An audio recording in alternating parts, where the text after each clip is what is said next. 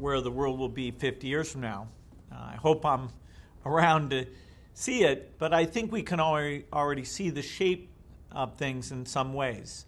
The human population, which was growing at a very rapid rate, is now growing at a slower rate because as we become successful, families have chosen to have less children. And so we can see a peak population that makes it possible to think about living within the resource constraints that we have.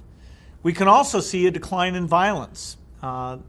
It's amazing now because we hear about all the violent things around the world, but every century the world has had a lot less war, a lot less violent deaths, and we've come to value the work that's being done but in other countries, making great products, and really think together about humanity's common future. The pace of innovation will need to surprise us in some ways. What form this great energy source will be that will avoid us destroying the environment. That's an invention that's very, very important. How much care will we give towards making sure that the poorest several billion are not completely left out?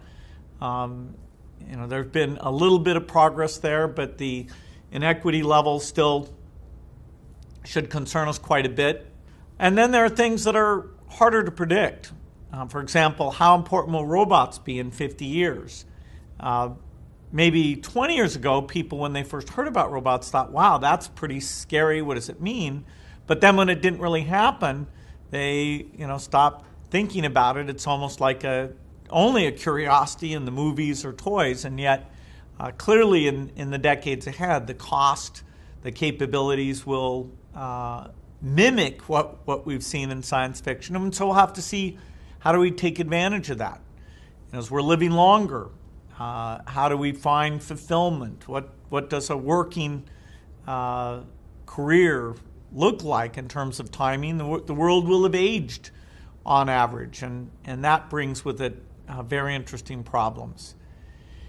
And so it's not without challenges, but the path of extended lifespan, more science, more global understanding, sense of our common humanity, more education, more ability to watch a great course and not give up the curiosity that you're born with, but try to think about the world and where it can go and how you can contribute to it. I think all of these things are taking more advantage of our innate capabilities and will allow us to make 50 years from now a far better place than even what we have today.